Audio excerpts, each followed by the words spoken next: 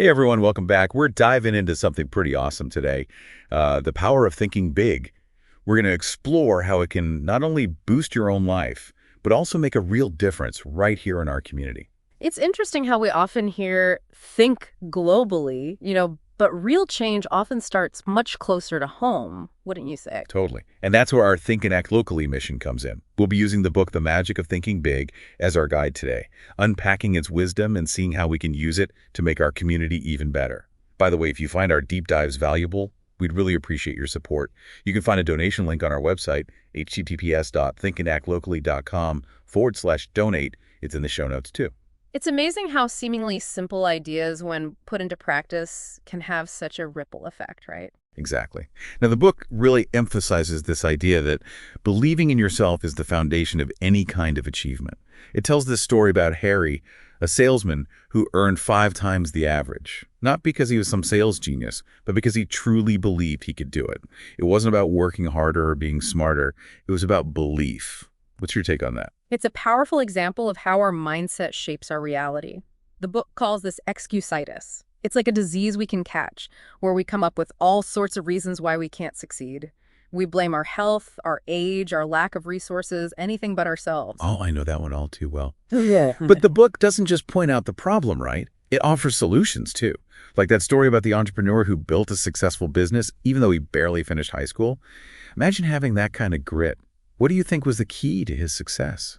It seems like he refused to let his background define his potential. Instead of seeing limitations, he saw possibilities. And that shift in perspective is crucial. Instead of dwelling on what we lack, we can choose to focus on what we have and how we can use it to our advantage. That's such a great point. So how can we, the listeners, start to cultivate that kind of unshakable belief in ourselves? The book offers some practical tools, like managing what it calls our memory bank. Think of it as a mental vault where we store our thoughts and experiences. We can choose to focus on the positive, empowering ones, or we can keep replaying the negative, limiting ones. You mean like choosing to withdraw confidence-boosting memories instead of self-doubt? Right. But how do we actually do that? It sounds kind of abstract. It's more about being mindful of our self-talk and making a conscious effort to shift our focus. One technique the book suggests is acting confident even if you don't feel it at first. Stand tall, smile, make eye contact. These actions can actually trick your brain into feeling more confident. So it's like fake it till you make it for confidence. I like that. And speaking of self-talk, the book also talks about the power of positive affirmations. It's like rewiring our brains to believe in ourselves, right? Exactly. It's about replacing those negative thoughts with positive, empowering ones. It might feel silly at first, but over time, it can have a real impact on our beliefs and behaviors. Okay, that makes sense. So we've talked about believing in ourselves and building confidence, but how do we actually put this thinking big into action, especially when it comes to making a difference in our community? One powerful technique the book suggests is using bigger, more positive language. It's about reframing challenges and creating a more positive mental image. For example, instead of saying problem, try saying challenge. Instead of expense, try saying investment. Instead of failed, try saying new approach. It's about seeing the glass half full even when things get tough. Exactly. And it's not just about feeling better, it's about empowering ourselves to take action. The book shares this great story about a salesman who was trying to sell a rundown farm. Instead of focusing on the negatives, he helped potential buyers visualize the farm's potential by creating detailed plans for a riding stable, a tree farm, even a tree and poultry farm. It helped them see the possibilities, and it made all the difference. That's brilliant. He wasn't just selling a property, he was selling a vision. And that's something we can all do right. Think big about what our community could be, and then take steps to make that vision a reality. Absolutely. It's about using our imagination and our energy to create something positive and lasting, something that benefits everyone. And speaking of benefiting everyone, the magic of thinking big doesn't just focus on personal success. It also emphasizes the importance of our relationships and how we interact with others. That makes sense. After all, we're not just individuals, we're part of a community. And building strong relationships is essential for any kind of collective success. Precisely. And the book highlights something really interesting, likability. It argues that being likable is even more important for success than technical skills. Wait, hold on. You're not saying we should just try to be popular, right? Right. What exactly does being likable mean in this context? It's not about being a people pleaser or trying to win a popularity contest. It's about building genuine connections and fostering a sense of trust and goodwill.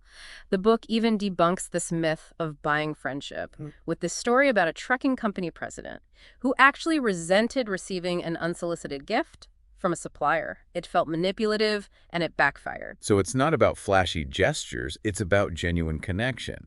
How can we apply this to our think and act locally mindset? It starts with simple things, being proactive about making friends and building relationships within our community, introducing yourself to new people, remembering names, following up with a kind word. These small actions can go a long way in creating a more welcoming and supportive environment. I love that. It's about those small acts of kindness that build up over time. But what about those relationships we already have? How can we make those even stronger? The book has some great tips for that too. It all starts with choosing to focus on the positive qualities in others. Everyone has flaws, of course. But making a conscious effort to see the good in people can transform our interactions and strengthen our bonds. It's like that saying, be the change you wish to see in the world. But instead of the world, it's our community. Exactly. And another powerful technique is something the book calls conversation generosity. It's about being a good listener, truly engaging with what others have to say. Most people love to talk about themselves, so asking questions and genuinely listening makes them feel valued and appreciated. Plus, it makes us better listeners, which is crucial for building a strong community. That makes so much sense. And it reminds me of another point the book emphasizes. Giving sincere praise and appreciation. We all crave recognition, and acknowledging the good work of others, even in small ways, can create a ripple effect of positivity. It's about building a culture of appreciation rather than criticism. We can make our community a more encouraging and supportive place by simply recognizing and celebrating the good we see in others. And finally, the book highlights the importance of putting service first. Whether we're interacting with customers, colleagues, or lovers, focusing on how we can help others is a surefire way to build trust and strengthen relationships. It's like the old saying, you can get everything in life you want if you will just help enough other people get what they want. And that's at the heart of think and act locally, right? It's about using our energy and talents to make our community a better place for everyone. Exactly. It's about recognizing that our individual well-being is intertwined with the well-being of our community. When we help others, we ultimately help ourselves. Now let's shift gears a bit and talk about another key aspect of the magic of thinking big, which is managing our environment to support our success. This is especially important when it comes to thinking and acting locally. Because we're not islands, right? Our surroundings and the people we spend time with can have a huge impact on our mindset and our ability to achieve our goals. Absolutely. The book talks about being environment conscious, which means paying attention to the people, places, and things that we surround ourselves with. It's like our mind is constantly absorbing information from our environment, and we need to be mindful of what we're feeding it. It's like choosing healthy food for our minds, right? Yeah. So what kind of mental diet should we be aiming for? One of the most important things is to surround ourselves with positive, supportive people. The book calls out the danger of small-thinking people, those who are negative, cynical, and constantly pulling us down with their pessimism. They can be real energy vampires. Oh, I know those types. See? They can really drain your enthusiasm. Right. And the book suggests that we actively seek out relationships with people who are positive, forward-thinking, and genuinely interested in our success. It's about finding those mentors and role models who inspire us to be our best selves and contribute to our community in meaningful ways. It's like surrounding ourselves with a cheerleading squad for our dreams and our community, right? Yep. But it's not just about finding those people. It's also about being that kind of person for others. Exactly. We can all be sources of positive energy and support within our community. It's about offering encouragement, sharing ideas, and celebrating each other's successes. And it's also about seeking advice from those who have already achieved what we aspire to. The book reminds us that successful people are often surprisingly accessible and willing to share their wisdom. We just need to be proactive about seeking them out and asking for their guidance. So it's about learning from those who have walked the path before us, especially those who are making a positive impact in our community. What about our physical environment? Does that play a role in our Think and Act Locally journey? Absolutely. The book suggests that we create an environment that is conducive to our success, both personally and in terms of our community involvement. This could mean having a dedicated workspace for our Think and Act Locally projects, minimizing distractions, surrounding ourselves with things that inspire us, or simply keeping our surroundings clean and organized. It's about setting the stage for success right, creating a space that energizes us and encourages us to take action. Precisely. And don't forget about the importance of psychological sunshine. The book encourages us to seek out experiences that uplift and energize us, things that bring us joy and remind us why we're passionate about making a difference in our community. This could be anything from spending time in nature to volunteering at a local charity to simply connecting with friends and neighbors who share our vision. It's about taking care of our mental and emotional well-being so that we have the energy and enthusiasm to keep going, Right. even when things get challenging. Exactly. Now, just as important as cultivating a positive environment is protecting ourselves from what the book calls thought poison.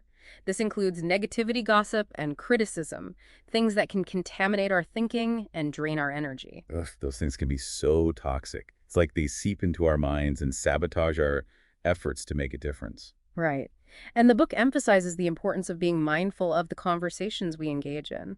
Instead of gossiping about others or focusing on the negative, we should strive to have conversations that are uplifting and inspiring and focused on solutions.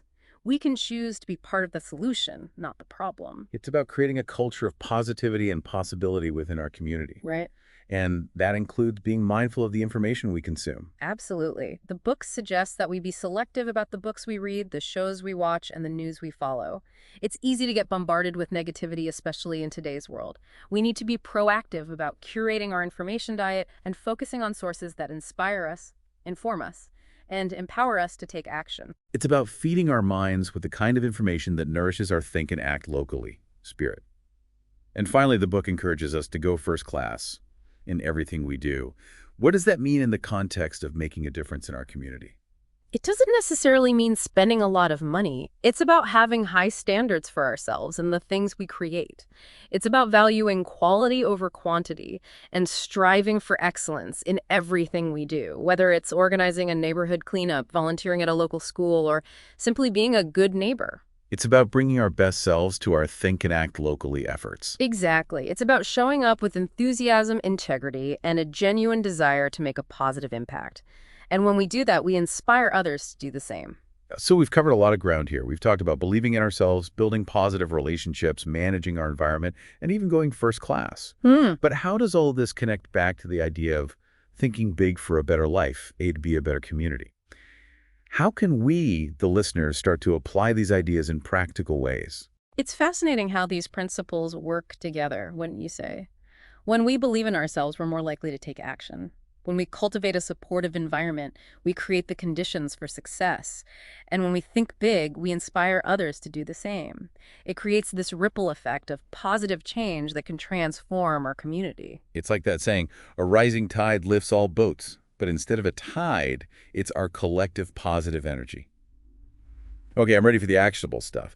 How can we as listeners start putting these think big, act local ideas into practice, like today? Well, the book really hammers home the importance of action. It's called The Magic of Thinking Big. But thinking alone isn't enough. We need to cultivate what it calls the action habit. That means being proactive, taking initiative, and not letting fear or uncertainty hold us back. You know, it's funny. We often think we need to wait for the, perfect moment to act, but maybe that moment never really comes. There are always going to be obstacles. Yeah. That's so true. The magic of thinking big gives this example of a young man who wanted to buy a new home for his family. He could have easily talked himself out of it, but he made a plan and found creative ways to make it happen. He didn't let fear paralyze him. He took action. That's inspiring. It shows that we don't have to have all the answers before we start. Sometimes we just need to take that first step and trust that the path will unfold as we go. Exactly. And the book reminds us that setbacks are inevitable. We're going to make mistakes. We're going to encounter obstacles. But that's okay. Failure is not the opposite of success. It's part of the process. So how do we deal with those inevitable setbacks in a way that keeps our think big, act local energy going? One powerful technique is reframing our perspective on failure. Instead of seeing it as a negative, we can choose to see it as an opportunity for growth.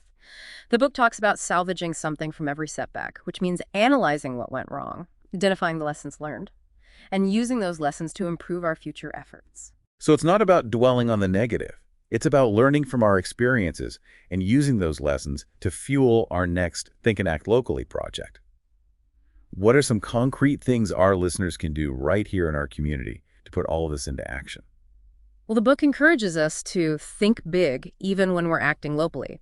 So start by identifying a need in our community, something you're passionate about, and then brainstorm ways to address that need. It could be anything from volunteering at a local organization to organizing a community event to starting a neighborhood initiative. And we don't have to wait for someone else to lead, right? Yeah. We can each be leaders in our own way. Absolutely. The book reminds us that every act of kindness, every effort to improve our surroundings, every attempt to connect with our neighbors, these are all forms of leadership. And when we come together with a shared purpose and a positive attitude, we can create a ripple effect of positive change that benefits everyone. This has been such an inspiring deep dive.